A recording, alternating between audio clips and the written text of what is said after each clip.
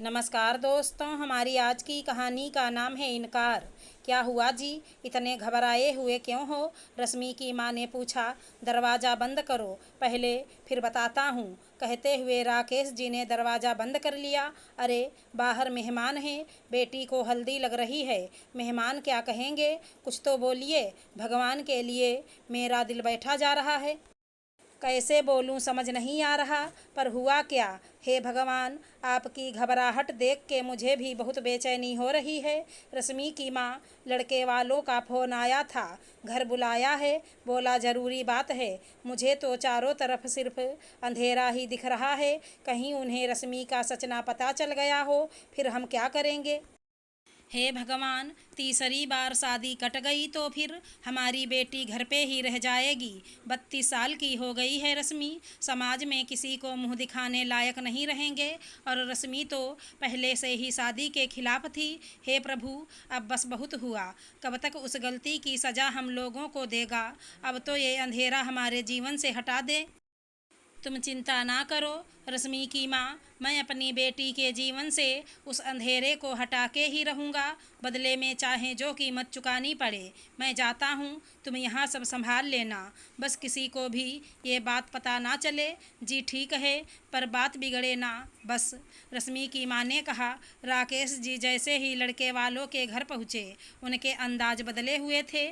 मानव के पिता ने कहा, राकेश जी बाहर आइए, बात करते हैं। जी ज़रूर आइए, कहिए क्या कहना था। जी हमें रश्मि का सच पता चल गया है, और इसी की वजह से उसकी पहले भी 2 शादियां कट गई थी। क्यों, सही कहा ना मैंने? सर झुकाए हुए राकेश जी ने स्वीकृति में सर झुका लिया, हाथ जोड़ के खड़े हो गए। सिर्फ इतना बोल पाए, रश्मि निर्दोष है, और रो पड़े और बोले, अब हमारी इज्जत आपके हाथ में है सिंह साहब। रश्मि को हल्दी लग चुकी है, कल बारात आने का दिन है। मानव का रश्मि इंतजार कर रही है। हाँ सही कहा आपने, पर हम भी मजबूर हैं, समाज ऐसी लड़कियों को कहाँ स्वीकार करता है। हमारी एक शर्त है, जो आप पूरी कर दें तो।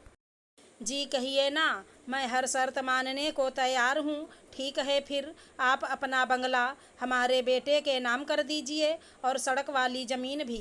वैसे भी आपका बेटा तो कौन सा इस छोटे शहर में रहने वाला है, आगे चल के वो किसी और को बेच दे। इससे अच्छा कि आप हमारे नाम ही कर दीजिए। पर अच्छा ठीक है, लेकिन बारात आने पर ही मैं ये पेपर साइन करूँगा। ठीक है, पर ये बात हमारे और आपके बीच ही रहनी चाहिए। राकेश जी घर आने लगे तो पलट के सिर्फ इतना कहा कि मानव को ये बात कभी भी ना पता चलने पाए। राकेश जी आप निश्चिंत रहिए अब। इधर रश्मि की माँ राकेश जी का बेसब्री से इंतजार कर रही थी।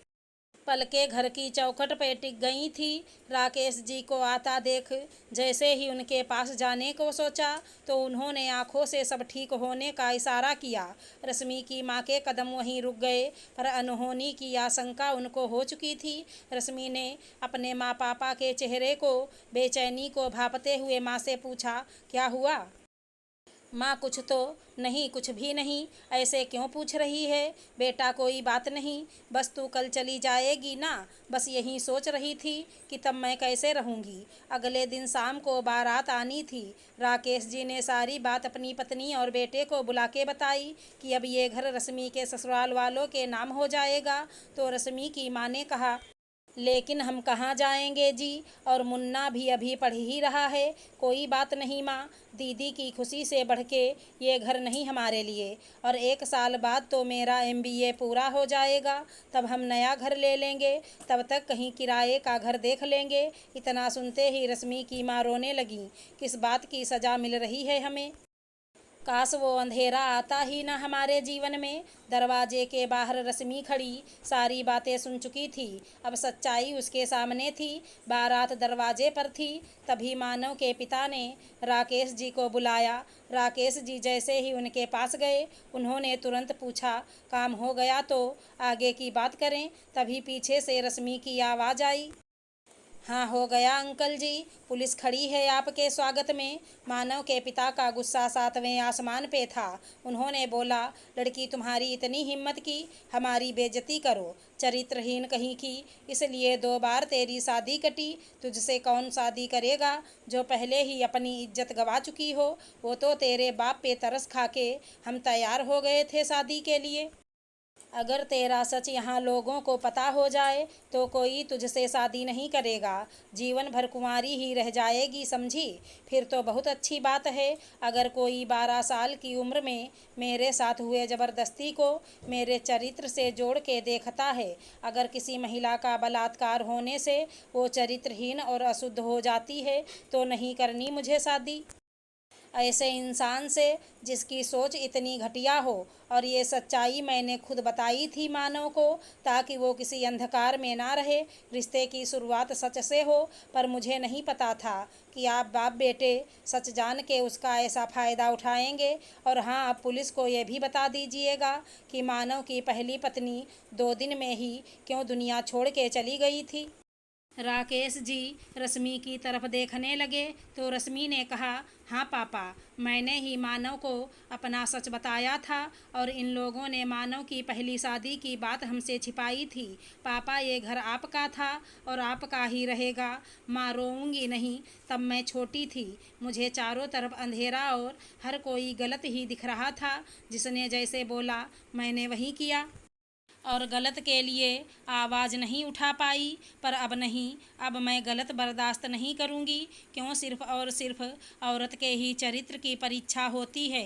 वो मेरे जीवन का अंधेरा था जो अब छट चुका है। अब मैं अपने डर पे जीत चुकी हूँ। माँ, क्या बिना शादी के एक औरत समाज में सम्मान नहीं पा सकती? क्या औरत सिर्फ शादी करके ही पूरी हो सकती है? नहीं ना, मैं इस विवाह से इनकार करती हूँ। अगर हमारी कहानी पसंद आई हो तो चैनल को लाइक शेयर सब्सक्राइब करें। राधे राधे दोस्तों।